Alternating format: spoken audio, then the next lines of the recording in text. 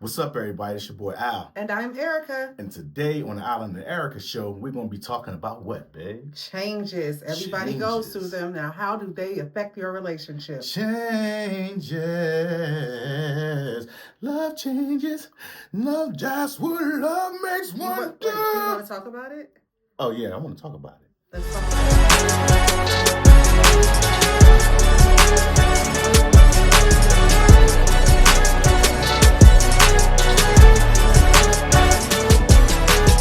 It's time to settle down. Everybody gather round. It's the Alan and Erica show. We gon' talk about it, so let's talk about it. Alan and Erica show. Conversations matter, mixed with love and laughter. Alan and Erica show. We gon' talk about it, so let's talk about it. Alan and Erica, Alan and Erica, Alan and Erica, the show. Babe. Yeah. Hey, it's an open, not a song. What? That's what I do.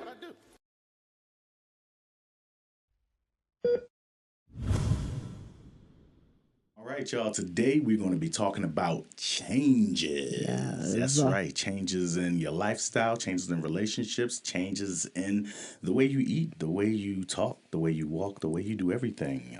Sheesh.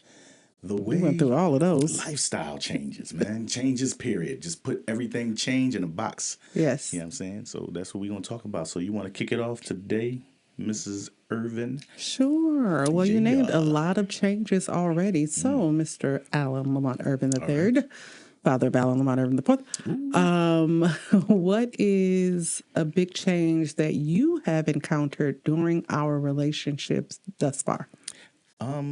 Well, just to be transparent, that's one of the words. It is. My attitude has changed a lot, man. I've learned. Well, she taught me to be more receptive. Ooh, another word. Okay, you better be extended vocabulary. Receptive to open dialogue and conversation. Not to snap on every first thing that I hear, because back in the day I had a traumatizing lifestyle, so I just kind of brought that with me to my relationship, and it just wasn't serving me right, in the relationship. So that she kind of helped change my attitude, and then come to find out I had high blood pressure due to hypertension, which came from the trauma, had me on medicine, and had me change my attitude for my life, so that way I can live longer and be with you forever and ever. Yay! The way to put yourself out there, babe, but Transparency. yes, and I'm going to be transparent as well. Alan definitely changed me for the better. He made me solution oriented. Ooh. So, since you told everybody I came from privilege, no, actually, I think I said it first. Yeah. Take ownership. But I do. I came from a lot of blessings, right?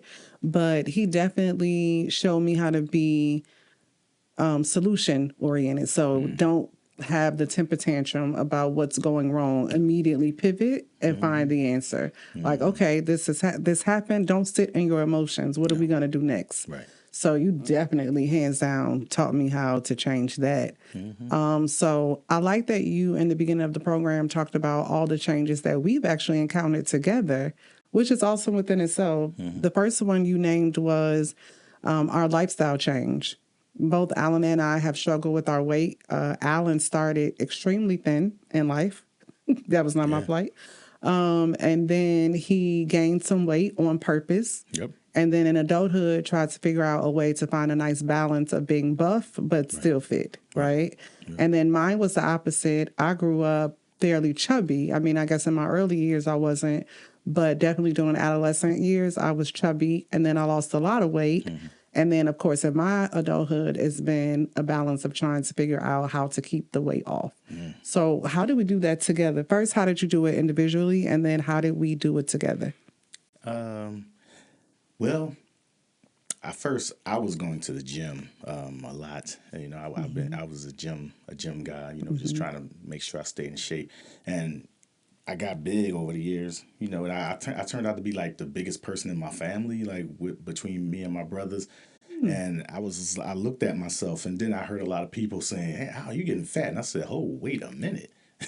I'm not fat. I'm husky. When did that happen? Yeah, Right? yeah. I remember I was at the barbershop when I was cutting with AJ, and he was arguing with these people down the street, and this girl came out, and she's like, "Yeah, whatever, you such and such, you and yeah, you fat ass." I was like, "Fat?"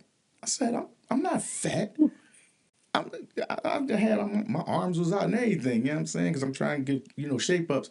And Is that why your arms are out? We'll come back Insider. to that later. So she called me fat, and I said, "Wait a minute, I'm not fat." So, you know, that kind of seeped into my, you know, my subconscious a little bit, and I was like, well, maybe I am a little thicker than I should be. Thicker than a Snicker. Yeah, so you know, I just started to make a lifestyle change.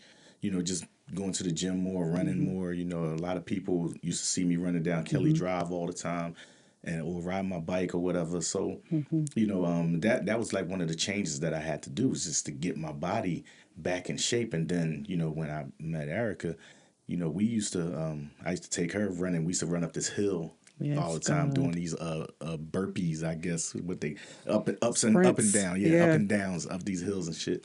And she never experienced nothing like that, a workout like that. So No, sir. yeah. So, but she stuck in there though. She never complained. And the craziest thing is, I did not know she had a problem with her foot to the magnitude of which it is today. Like, she just said, "My foot hurt." I said, "Oh, okay, cool. Let's just run up this hill." Because I'm thinking, you know, pain will take it away.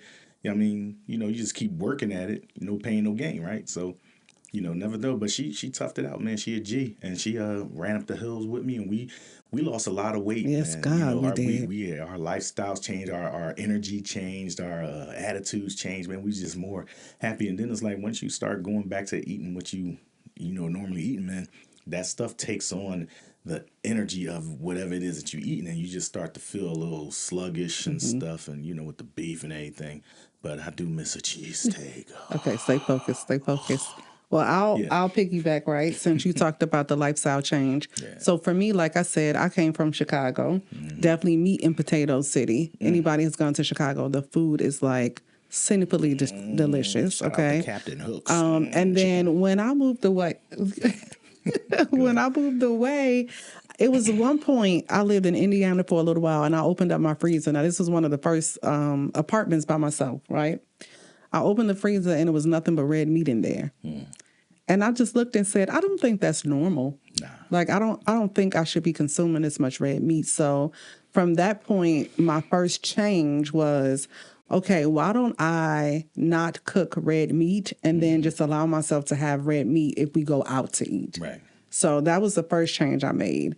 Then I noticed when I was making a lot of chicken dishes, because I had not yet been exposed to different varieties of fish yet. Right. So I made a lot of fish dishes. They seem to have a lot of pasta. So I was like, okay, I don't think I want to do that. And so it started messing up with my stomach. So then I said, okay, so if I can't do pasta, then what other recipes can I, have? And then living in Connecticut was the best because it's right by the ocean. So everywhere you go, it's like all kind of seafood alternatives and fish alternatives. And that's really when I fell in love with salmon. Salmon and a good like sauteed spinach. That's ain't it salmon? Salmon? Ain't salmon? We are not doing that here. Salmon and salmon. No, just salmon. Just salmon. Samson and Delilah? No, just salmon. Okay, just ignore the L. Just act like it's not even there. Just salmon. Just Wowza, dude. Sam. I don't know, but we're not doing this. Okay, so She fell in love with salmon. Go. Okay, well, yeah. So I started to eat a little bit differently, and then dance was always my savior. Like, I danced all my life. So I was either dancing in modern dance, and then college I wasn't dancing. But my last year, I finished all of my credits, and I had electives left. Right. So my electives were walking and jogging and aerobic dance. And that was the first time I really got a sense of like, we need to do some physical exercise. That was not a part of my everyday life. I wasn't a runner. I didn't grow up with anybody who was like, hey, I'm about to go for my morning run. That's just not something that I saw in my neighborhood. So that was the first time I was like, we have to be intentional about the physical activity we take on as adulthoods. Right. So I lost, or as adults, I should say. So I lost a lot of weight at the end of college. And then I just tried to keep it off. And so again, I had the opportunity to dance. So I danced all through my 20s. And then by the time I met you, Dun, dun, dun, dun. it was like, no, we're going to focus on physical activity without the dance. And that was hard for me. I was like, what? You want to do what? Run around okay, let's run around the track. And then we did sprints. I introduced you to the easy ones, the little sprints where, you run like half the track and come back. Yeah. And then this guy was like, yeah, let's add hurdles. Okay. And we dating. So when you like a guy, you like, sure, we're having a workout date. I'll run up the hills. Yeah. And that time, it was a time, it was a time she almost died. How many times? Twice. The bike. I'm talking Yeah. about the bike. No, down the hill. twice. When? It was the hill, and then that time you yanked me off the bike and made me cross the street because you thought I was gonna die. Oh, yeah. I thought you were going to get hit by a car. I grabbed her like a child. Like, come on, get across the street. And she's like, okay. But we was riding our bikes. And I didn't know, I didn't know her to be, as riding bikes or whatever. But we bought a bike and we were riding it, and I saw a hill, and I'm going back to my youth, like, oh, here go a hill. So I'm sprinting down a hill, and I'm like, yo, so Eric, you come down the hill, and I'm, she, like I said, she a G. I got to the bottom of the hill, and then I just happened to look back, and I just see somebody coming down the hill with their legs off the pedals like that. I said, Lord Jesus, please, brakes, and she sprint right across this intersection. I said, oh my God, man. I said, man, if she had died or got hit, what would her But father tell them have how you said? came down, though. Okay, so wait, let me just say my piece, right? she's gonna The die. last time I was on a bike, I had a 10-speed She should've told Coca-Cola me. bike. She Okay, should've told me when that, I though. was like 14 or something. So I rode around the neighborhood in a little 10-speed bike. Okay, fast forward to 35. I don't know the last time I've been on a bike. Again, dating this guy, like, yeah, let's go bike riding. What? So he brings a mountain bike.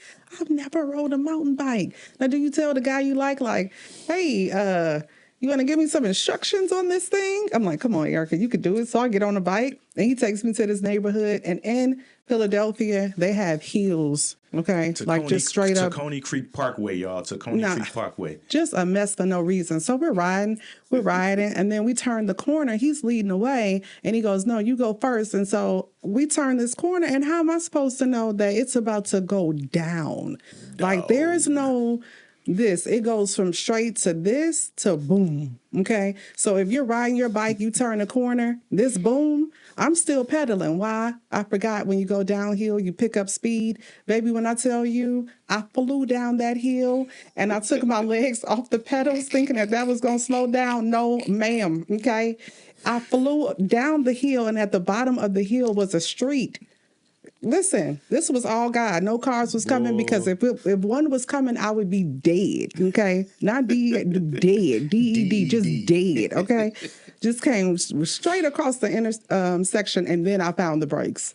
Because my fear was, if I hit the brakes, I saw my body flipping over the bike backwards. I thought she was going to hit the front brakes. I was This like, man was at the top of, now I want y'all to picture this. He's at the top of the hill, right? Just watching this go down. Yeah. When I see my light flash before my eyes and I finally get to the other side, he comes just as smooth as a sailor. Oh, yeah. And I was like, and then he goes, I almost lost you there. I almost lost you, didn't you? Huh? So back to changes, though. Not traumas. We did traumas already. That was it. Listen, the change from that was, she said, we're going to ride our bikes, but it's going to be on Kelly Drive with no hills, please. Thank you. That was a change. That was the last time I saw Tacony Creek Hill or whatever. Yeah, that was it for me. Thank you. One and done. That was it. Yes. So we did lifestyle change, right? Yeah. But we've also gone through some career changes since we've been together. Oh, yeah. Career changes. I think I got... Who runs the lead on that? Me or you? Probably me. Yeah, you go. Are we probably neck and neck, you think? Yeah. Okay. Well, when I met Alan, I had just come off of, well, I was on disability for this foot situation. We'll get to another time, but had issues with my foot. I was on disability from doing community relations for 10 years. First, I did it for ABC News, and then I did it for Barnes and Noble. And so, when you stop working for a while, your eyes open up and you get creative. And I just wanted to do more. So when I met him, I was still in corporate America, but I wanted to walk into being an entrepreneur. So I was just about to walk into the hair industry. You were already a salon owner. And had been for a while. In the cut, y'all. In the cut. No, when I met you, you and AJ already had your own shop. It was called In the Cut. Oh, my bad. Sorry. Keep it okay. up. See, career changes. Okay, so I go into the hair industry, and Alan is like, "Why are you coming into this industry? It's a hustle. Like, you already have a degree, you have a corporate structure and stability. Why would you come over here?" And I was like, "I need my freedom." So that was my first change, right? And then he always did music and cutting. Yeah. So then I encouraged him, why don't you leave cutting altogether and go into music? That was another change. What was that change like? Yeah, that was that change was it was a little, I don't know. I think I didn't put a lot of time into that change because I didn't see any progress out of it as fast as I thought that I was going to see it. So I just kind of dropped everything and went into the music. I was teaching some music classes in this school in Chester. And I'm going to be honest with you, man, that was like one of the worst things I could ever do, man. These little kids, because I'm short, I'm 5'7", and these kids were like in the 8th grade. They were like my height, and some of them wanted to fight me. And I'm gonna be honest with you, one of them punched me in my back, and that was funny. I mean, it was funny, but it wasn't. But I was like, wow, like, well, I'm not doing this, man. I can't interact with these type of kids, man. But Chester is a whole different Philadelphia. And you had the option to have him arrested and chose not to. Yeah, because I didn't want to put that little black boy in jail. He just needed his dad. And then when I met his dad, I said, I see why. But that was over 15 years ago. Yeah, that was a change though, and it was. I mean, well, honestly, though. Yeah, well, yeah. I mean, you never know what. But I went through that change, man, and it was just. So I had to come back. I had to boomerang back to cutting, and the good thing is, man, my customers were good, loyal people, man, and they accepted the change. They say, okay, I'll go ahead and explore yourself, but we'll be here, if you decide to come back. And I came back, and they were all welcome with open arms, man. So sometimes change is a good thing, and sometimes it's a risky thing. Yes. And sometimes it's a bad thing, man. You just gotta, when you start to change your lifestyle or do things, make sure stuff is set up for the next go round. Because if you just like go off on a whim, you're gonna find yourself frustrated. So a lot of times, man, when you change your lifestyle, always make sure you have something next in line so that way you can just hop right onto it, because it's like you can't just quit a job and then like, I'm gonna see what I'm gonna do. Like, no, I had a job set up already, and then come back around to it. Yeah, but to your point, we have, every time we made a change, we made it off of information about funds being guaranteed. Right. Both times we made a huge leap and a change based on our careers, based off of promises that were either inaccurate or the people didn't come through. Right. So either way, like you said, change is risky. And then let's talk about how those changes affected our relationship, because it did. Our relationship has yo-yoed, right? Yeah. Like Alan was the breadwinner in the beginning. Then I had a moment when we made the change and he focused on a music career. For a while, there were some funds that were guaranteed that didn't quite turn out that way. So then I became the breadwinner for a little bit. And then you went back to being the breadwinner. And then I had to stop working for a minute. So changes. But those changes have been difficult for us. I mean, Al and I are both go-getters. We are both independent, but we're in a relationship. So we don't do well depending on the other person. Right. I mean, like, we know we have each other, but when it comes to finances, we definitely are impacted if we feel like one is carrying the weight more than the other. Now, how do we cope with those changes, babe? Outside of arguing a lot more, but it does spark up great conversations. Yeah. We just stay steadfast in the Lord. But because God is the ultimate changer. If he wants you to do something, he's going to have you do it. If he wants you to go that way, he's going to have you This go that sermon way. is brought to you by If he got- Kleenex. I'm sorry, go ahead. I'm sorry, go. yeah, but the Lord is the ultimate changer. Yeah, that's true. God definitely single-handedly got us through in a lot of conversations. It is change brings on a lot of arguments. Faith. Yeah, God, a lot of faith. But change can bring on a lot of arguments. I think that when you are in a relationship with someone that you love and care about, you have to be careful to keep the frustrations identified. Because during those times where we fought a lot, my husband would always say, stop. We're not even fighting over what we're fighting over. We're fighting because we're frustrated. And then that usually brings the whole thing down. Yeah. And then you could talk to each other about what you're frustrated about and then come up with a plan. Like that first time when you focused on the music industry, I really wanted him to win. I wanted it to work out. And when I found out that he was sneaking and cutting hair behind my back, and then we had to have a conversation. I found out he was sneaking and cutting hair behind my back. And I was like, what? How many clients you got? And he was like, 20. And I was like, what? Yeah. How long has this been going on? He's like, I just wait till you leave for work. And then I just go cut hair. I just So go cut hair. it forced us to have a conversation like, okay, let's talk about this, And then he got to say, listen, babe, I'm going to still do music, but it's important to me as a man to have a livelihood. So I'm going to cut hair and do music. And we agreed. And that was another change in our relationship. And it really changed for the best. Because your clientele like almost tripled when you came back. Yeah, they started telling their friends to come get their hair cut and everything. So, and I started making change. Yes. A little bit more change, you know what I mean? See how the little intertwined that, you know what I mean, with the change. But just to piggyback off what she said earlier about the attitude, about us talking and getting frustrated about some things. Now, the old me, been like, yo, F that, and threw out like every cuss word and just did what I wanted to do. But, just being with her, she helped me change the way I think about a situation. It's like, hey, think about what you're mad about, assess it, and then come back to it. But don't just go off the handle of just saying what you're mad about right now, because that's not going to, service us good in the argument. So that's one thing that I could say that I have changed in my life, man. Like just going back to the beginning about my high blood pressure. Like I have to change the way I live, the way I eat, the way I exercise, the things that I do, because I'm 50 years old and I know I don't look it.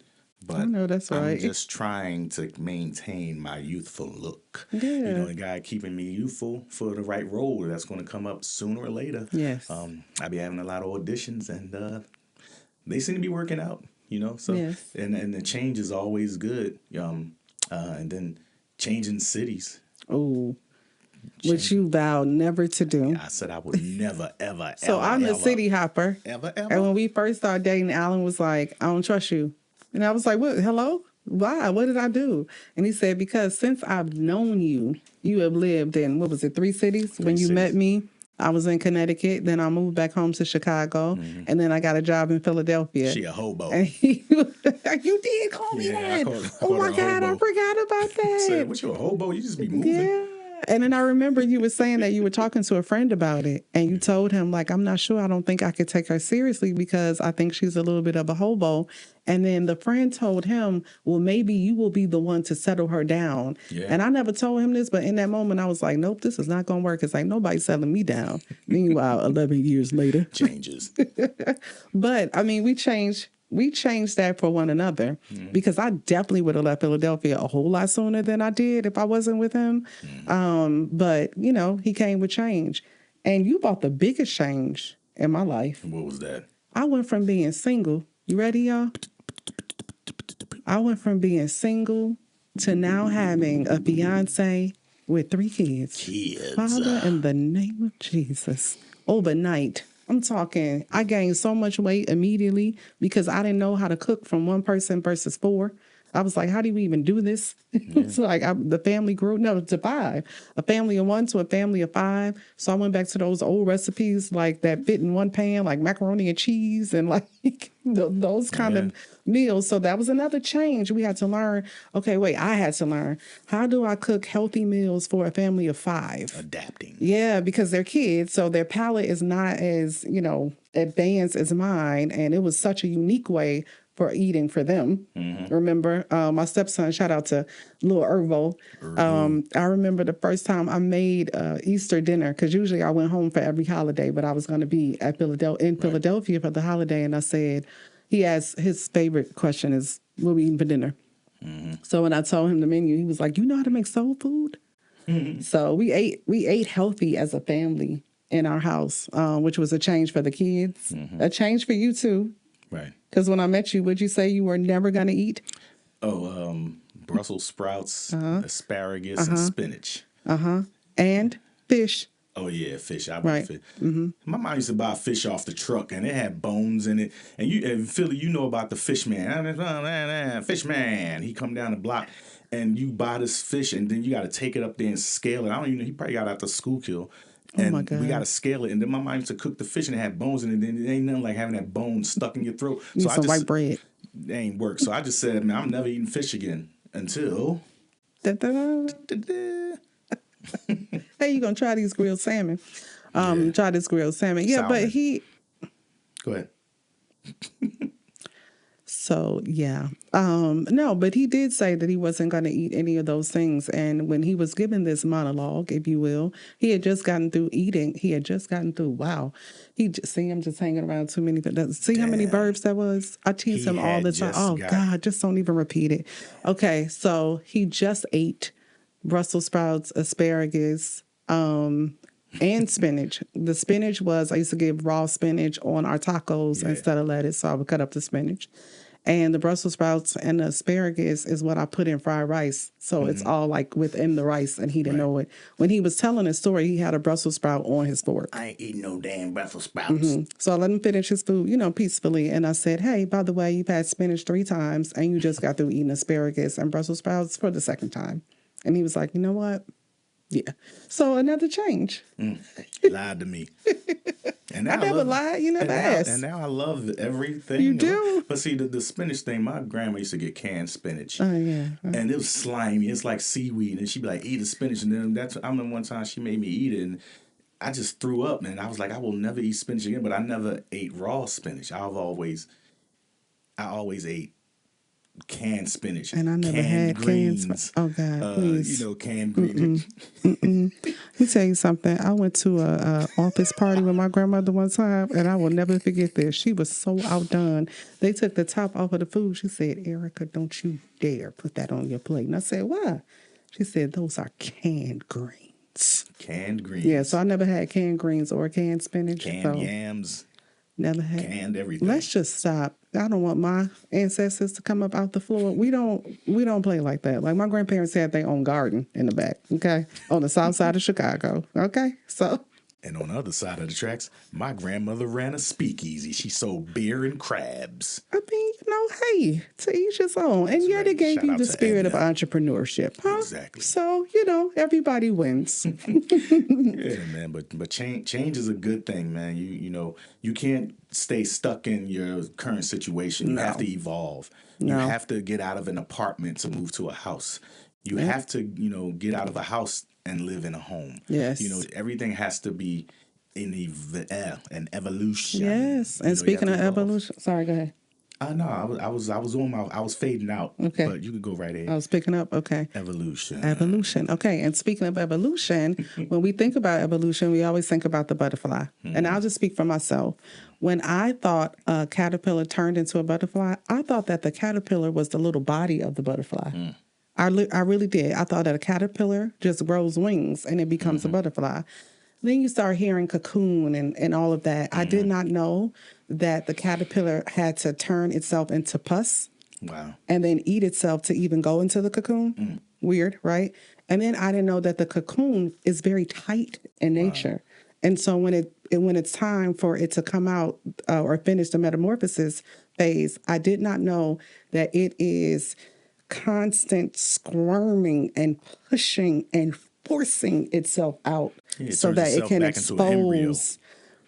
expose this new transformation. And so for me, that spoke because that's what change is in life. Yeah. It forces us at these uncomfortable and tight positions. And in order to come out on the other side, we have to squeeze and maneuver and push and force ourselves into these new beings that we have become. So when you go through change, it's important to have a partner that is your best friend. Talk through all things. Anger will be there. If you are going through any kind of change, anger will be there. And anger is okay because anger just means that something is wrong. Yeah. But it's when the anger is misdirected when it's an issue. You want to make sure that you sit with your anger and then ask yourself, what am I really angry about? Identify what you're really angry about, what you could do differently, and then you'll be able to communicate that with the other person. And even when you don't know, it's a lot of times Alan and I don't know. We can say to one another, I'm just angry, man. I'm frustrated. And sometimes the other person can tell you. Yeah. Alan tells me, like, I just think you're frustrated because you can't X, Y, and Z. And then it's like, yeah, as a matter of fact, that's true. And it's awesome if you have a partner in life that you can sit with that person and come to a resolve. Figure out how you're going to individually and collectively maneuver your way through change. Yeah. I like that butterfly reference that you was talking about because I remember seeing a meme. The meme, it was a caterpillar sitting at a table with a butterfly, and I think the caterpillar said to the butterfly, he said, "Dad, man, you changed," and the butterfly said, "We supposed to."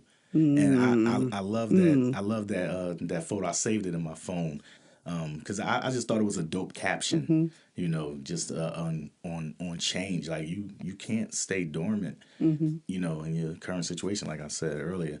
You know, you have to change. You have to change for the betterment of yourself, for your kids, because when you have kids, you can't be the same person you was before the kids because now you got somebody looking up to you. Yeah. So you have to change your environment. You have to change your way of thinking, talking. You know, and Tupac talked about it in that change song, change the way we eat, change the way we live, change the way we treat ourselves, and especially the way we treat ourselves, man. Yes. Especially as us as Black people, man. We got to do better with change right now. Change. We have to do better, especially in this climate right now. I don't want to get all political, but the way things are going, we need to stick together. If the change is, let's stop the separation, change for the betterment, and stick together because we need each other more than y'all think. And it's going to start, this is a perfect time to talk about it in light of Black History Month. It's going to start with knowing where you came from. Yeah. If you really knew the power that you possessed, you would be okay with change. And that's for anybody. Anybody has a rich history and heritage. Know where you came from so that you can know who you are and where you're going. And no one wins when anybody fights. That's the truth. No one wins. Somebody is going to suffer. I know that we don't live in a world where everybody can win, but you definitely want to embrace change and try to figure out a way to grow from it. We are both currently in situations where I've made a decision. I just told my husband this a couple of days ago. I've been beating my head against the wall trying to get out of something. You know, there's a scripture that says, like, don't try to get prematurely out of suffering. That's really in your Bible. Do not try to prematurely get out of suffering. Embrace it, okay? And get all the lessons that you want from it. So when I try to get out of something and no door will open, it makes me stop. Like, okay, I imagine myself banging on the door, trying to get out. And if the door won't open, I have to stop and turn around. So now I'm in a turnaround season. I can't get out the door. I'm going to turn around and I'm going to open my eyes and ask God to give me a new vision so that I may see the resources and the gifts that he has right in front of me to use to amplify my life. So that's the change that I'm embracing. I look forward to my butterfly moment on the other side of this. And I encourage anybody who's going through a change. It's not easy. Remember the butterfly. In order to become one, it is a painful process. So if you're feeling uncomfortable, just ask God in this moment, God, in this discomfort, where do you need me to change? Right. And here's the key. Ask him to show you how. Show me. Show me how. Show me how to change.